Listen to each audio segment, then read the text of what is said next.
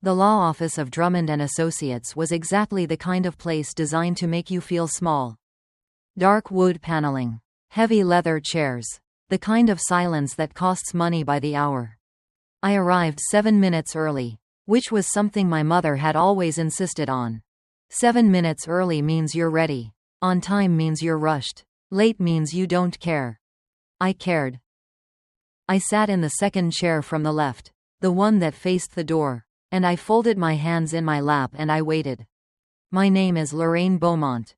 I was 58 years old, a retired school administrator from Sacramento, California, and 3 weeks earlier, I had buried my husband of 22 years.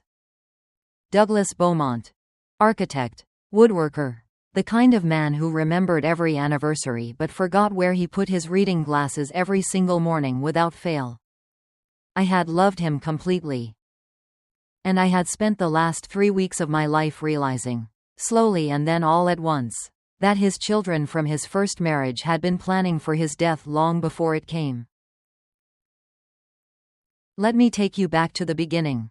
Because none of this makes sense without it. Douglas and I met when I was 36 and he was 41. His first wife, Pamela, had passed away 4 years earlier from a sudden aneurysm. He had 2 children, Tessa, who was 17 at the time we met, and Marcus, who was 14. I knew going in that being a stepmother was not going to be simple. I had read every book. I had set every boundary with patience. I had never once tried to replace their mother. Never asked them to call me anything other than Lorraine, and I had shown up to every school event, every graduation, every Christmas morning, with a smile that I meant. Marcus came around.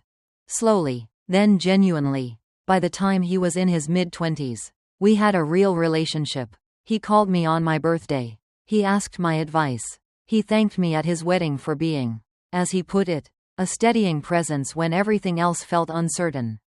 Tessa never came around.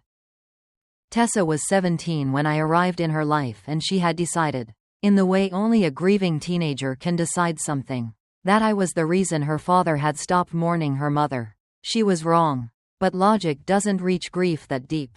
And I understood that. What I didn't understand, what I couldn't have predicted, was that 22 years later, that grieving teenager would become a 39-year-old woman sitting across a mahogany table from me, ready to take everything I had left. Douglas was diagnosed with early-onset Parkinson's disease 4 years before he died.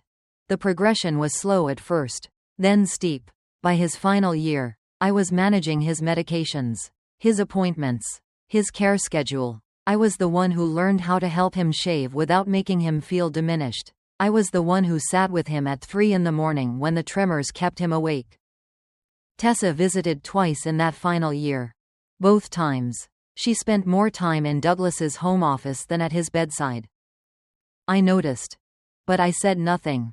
I told myself she was grieving in her own way. I told myself I was being uncharitable. I told myself a lot of things that were easier than the truth. Douglas passed on a Tuesday morning in October. Quietly, in our bedroom, with my hand in his. The funeral was beautiful. Friends came from 3 decades of Douglas's life. Former colleagues, neighbors, the woodworking club he joined 2 years ago when his hands still let him. Tessa stood at the reception and accepted condolences as though she were the widow. I noticed that too. But grief makes people strange. I told myself that again. 2 days after the funeral, I logged into our joint checking account to pay the funeral home's remaining balance. The account had $47 in it. There should have been $94. I sat at the kitchen table, staring at my laptop screen, absolutely certain I was looking at the wrong account, so I checked again, and again. Then I checked the savings, the money market account, the account we kept for property taxes. All of them. Drained or closed. Over the following 4 days, I would discover that our investment portfolio had been liquidated, the title on our vacation property in Tahoe had been transferred, and 3 separate credit lines had been opened in Douglas's name in the weeks before his death, then maxed out and closed. Someone had been very, very busy. And they had known exactly how much time they had to work with. I want to tell you how I stayed calm through all of this. But that would be a lie. I spent the first night sitting in our kitchen floor with a cup of tea I forgot to drink, doing the kind of crying that doesn't make any noise. Then I got up. I called my brother, Raymond, who was a retired CPA in Phoenix. I called my friend Gloria, who had navigated a bitter divorce 12 years ago and knew more about asset protection than most attorneys. And I called a woman named Patricia Osei, a financial forensics investigator who Gloria had used and trusted absolutely. Patricia was 54, precise as a scalpel, and she had the particular gift of appearing perfectly pleasant while uncovering things people desperately wanted to stay buried. "Tell me everything," she said, sitting across from me at my kitchen table on day 3. "Don't edit. Don't try to protect anyone. Just tell me what happened and what you know." So I did. What Patricia found over the next 10 days made the financial damage feel almost secondary. Tessa had a power of attorney document.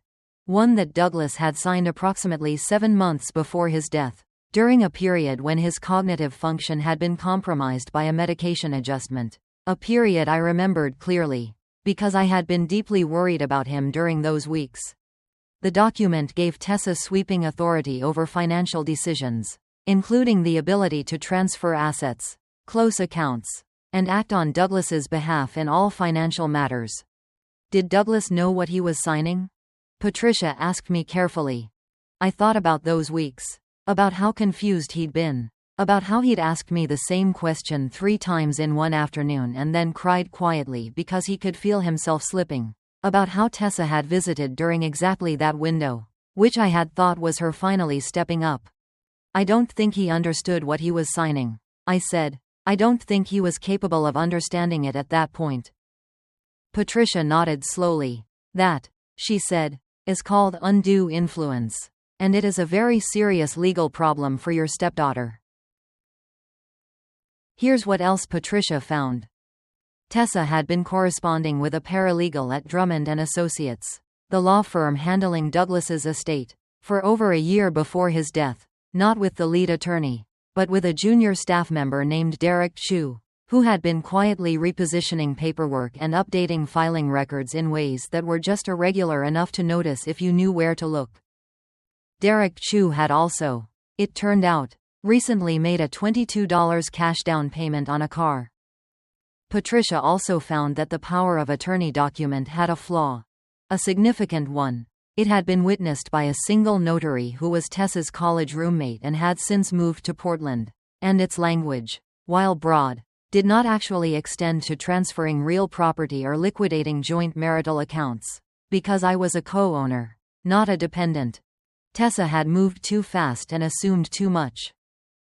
She thought grief would make me slow. She thought I'd be too devastated to look closely at the paperwork. She thought 22 years of being the outsider in this family had worn me down to nothing. She had miscalculated every single thing.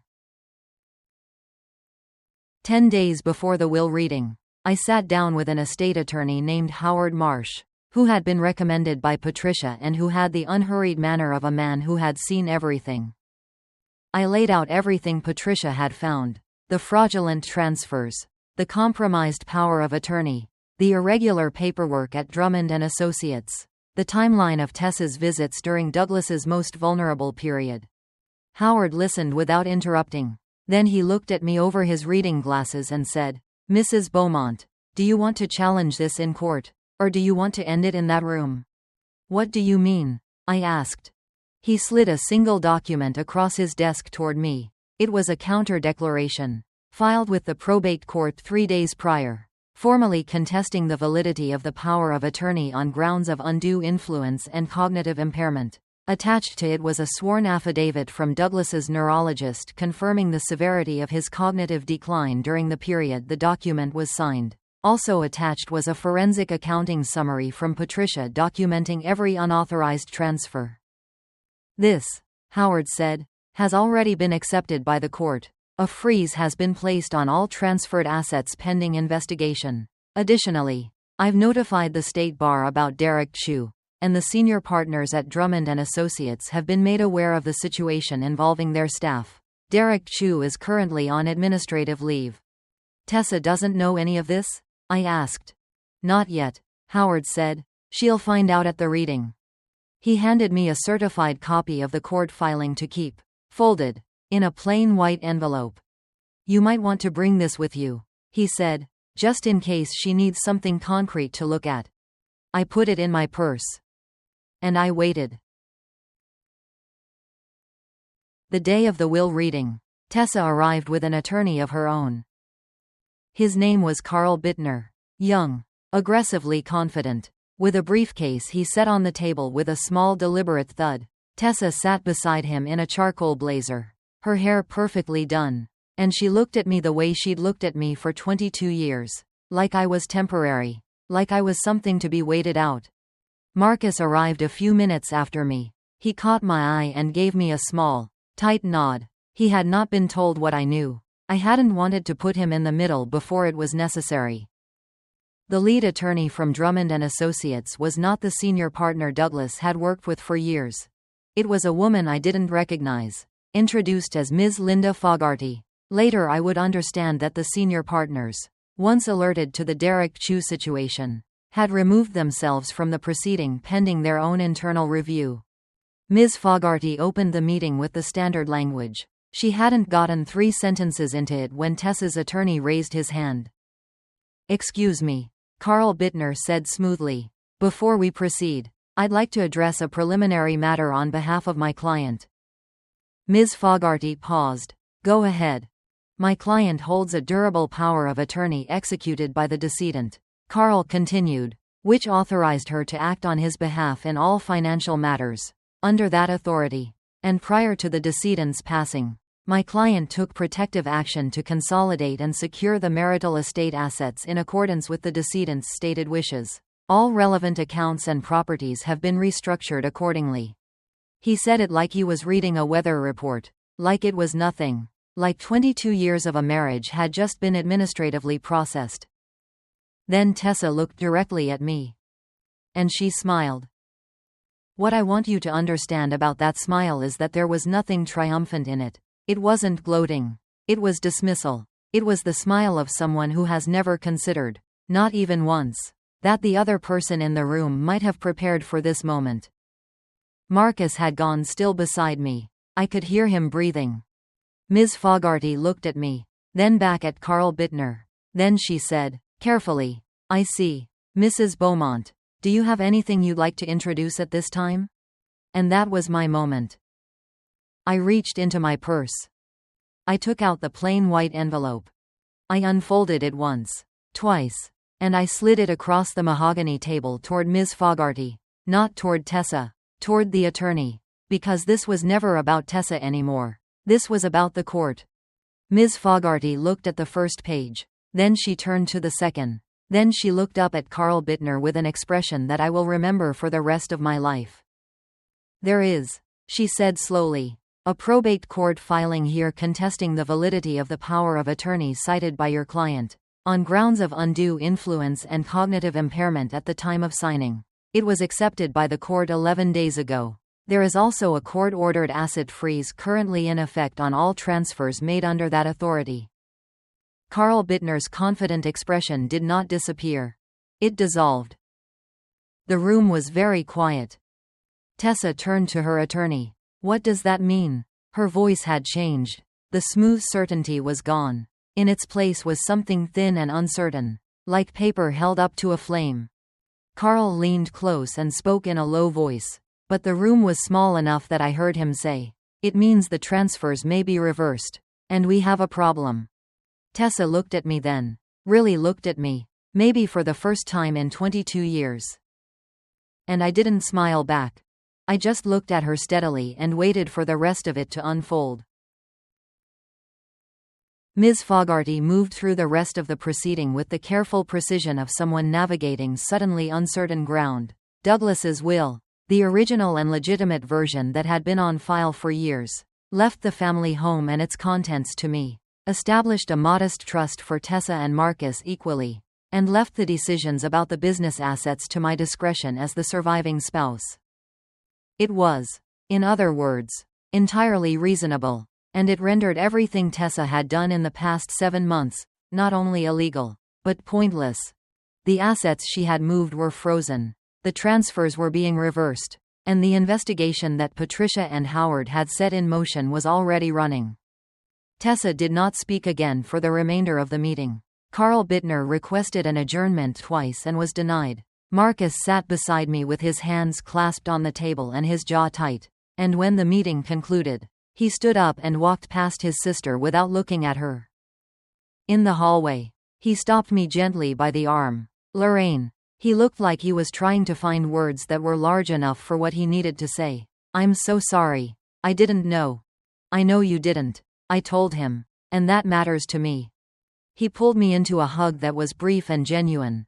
That was the moment, I think, when I understood that I had not lost an entire family, just the part that had been trying to destroy me. The months that followed were not simple. I want to be honest about that, because stories like this make the aftermath sound clean when it rarely is.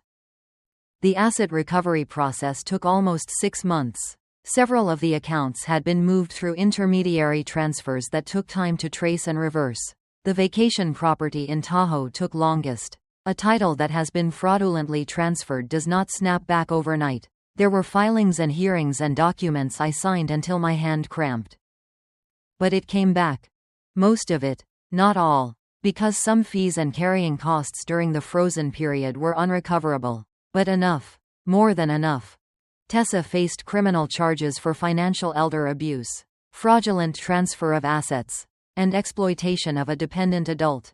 Her attorney tried to argue that Douglas had been competent when he signed the power of attorney and that all actions taken under it were legal. The neurologist's affidavit, combined with medical records from that 3-month period, dismantled that argument thoroughly. She received a sentence of 18 months in a minimum security facility, followed by 4 years of probation, and was ordered to pay full restitution. Derek Chu lost his paralegal certification and was separately charged with document fraud. He cooperated with prosecutors, which reduced his sentence, but his career in law was finished. 8 months after the will reading, I sat on the back porch of the house I had lived in for 19 years, Douglas's house, which was now simply mine. The yard was the same. The oak tree he'd planted when we moved in was enormous now, dropping acorns into the beds where I'd planted late-season dahlias. Patricia and Marcus were both there. Marcus had come up from San Jose to help me go through the last of Douglas's woodworking tools, deciding which to keep and which to donate to the community college program that had meant a lot to his father in his final years.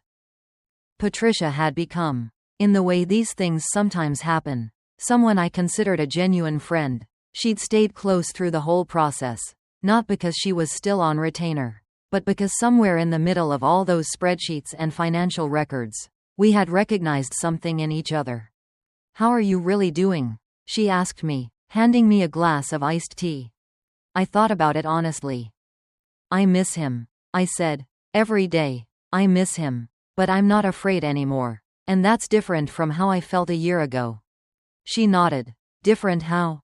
I looked out at the oak tree. A year ago I was a woman who worked very hard to be accepted by people who had decided before they knew me that I didn't belong. I kept trying to earn something that was never going to be offered. Now I'm just a woman in her own house, in her own yard, deciding what comes next.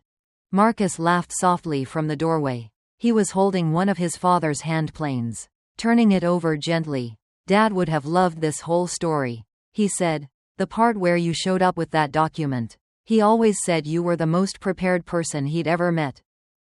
I smiled at that, because it was true. Douglas had said it so many times that it had started to feel like a gentle joke between us. "You're never caught off guard, Lorraine. Not once in your life." He was right. And in the end, that was what saved me.